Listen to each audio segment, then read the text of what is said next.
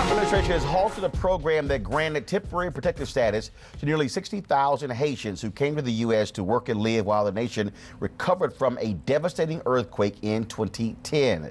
The Department of Homeland Security yesterday said conditions in Haiti have improved significantly and has given Haitians residing in the U.S.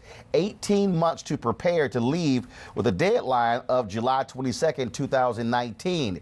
In a statement, DHS says this: since the 2010 earthquake, the number of displaced people in Haiti has decreased by 97%.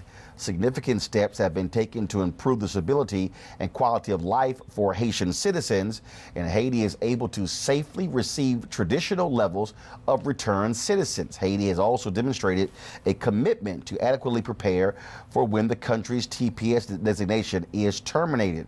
Now, of course, that ruling sends shockwaves through many folks in this country. A number of people have said it is short-sighted on behalf of DHS and the Trump administration. Joining us now is Nana Brantolo, policy manager for the Black Alliance for Justice and Immigration. I get that right? Yes, you should. All right, cool. Just making sure. Also, on our panel, we have on my far left, Dr. Avis Jones, DeWeaver, leadership strategist and author of How Exceptional Black Women Lead, Tiffany Lofton, civil and labor union organizer, Eugene Craig III, Republican strategist and CEO of the Eugene Craig Organization. Your initial thoughts about this DHS decision, which took some folks by surprise?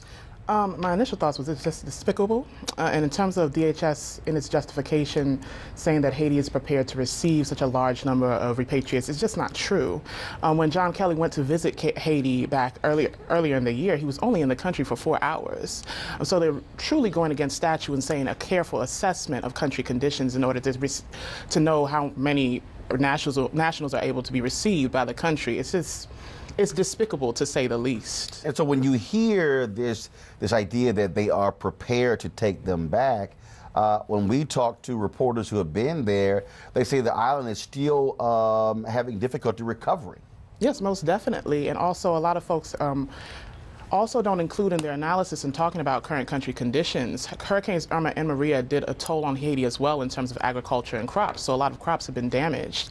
And then we also still have an ongoing cholera epidemic. It's not as big as it was when the UN first initially brought cholera to the island, but there's still dozens of people that die each month because of cholera. There's so many different country conditions, whether it comes to epidemic, but also environmental disaster, that just makes it unacceptable to say that the nation is ready to receive nationals at this point in time. What you also have here, of course, you have this administration that has been very much anti-immigrant. 100%. You look at the rulings against, of course, countries where largely Muslim countries, many of those African countries as well.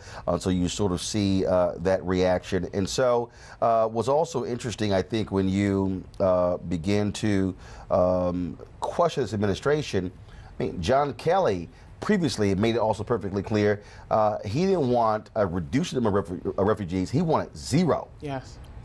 Yes, I mean, it's very clear from the Department of Homeland Security to the Department of Justice, the administration has a clear anti-immigrant agenda, and in particular immigrants of color, and most largely we're talking about Black immigrants, whether we're talking about Africans and Haitians that have been granted TPS, whether we talk about the Muslim ban that impacts several African nations, whether we talk about visa sanctions that have impacted 3 different African nations as well. Like time and time again, the policies and protocol and practice that are coming out of the administration are clearly anti-immigrant. What's next?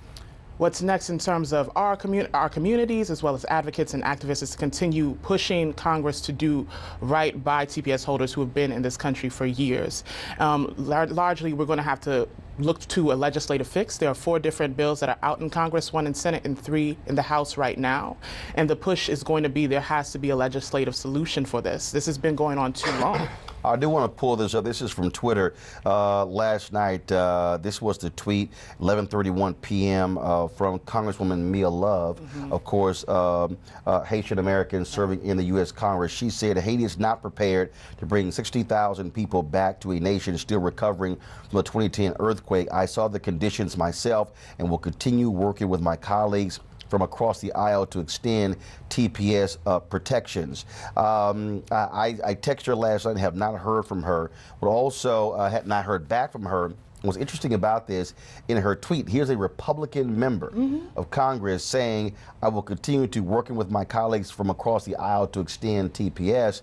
I question whether or not the Trump administration even reached out to her about this decision. I doubt it. I don't even think they really understand the history of the temporary protected status in itself. It comes out in 1990 under a Republican president. It's always had largely bipartisan support. Like, there are plenty of Republicans. I mean, if you look at the Florida delegation, they've come together, Republican and Democrat, to advocate for TPS extension for Haitians, as well as all TPS holders from all different countries, from Nepal to El Salvador to Somalia, so on and so forth. Like, the support has really been tremendous. In particular for Black immigrants, my goodness, the U.S. Chamber of Commerce, released a statement urging the Department of Homeland Security to extend TPS for Haitians. All right, then. I would really appreciate it. Thank you so very much. Weekdays on TV One. I will never lie to you. Oh, my God. Roland Martin. He doesn't want to talk to us. He wants to ignore us. Uncensored. Hell no. That ain't gonna cut it, boo. Unapologetic. No, that is fundamentally false. You are wrong. Unfiltered. He wants an America where we all look alike. He ain't talking about black people. Unrelenting. You better go work out, because you got a fight on your hands.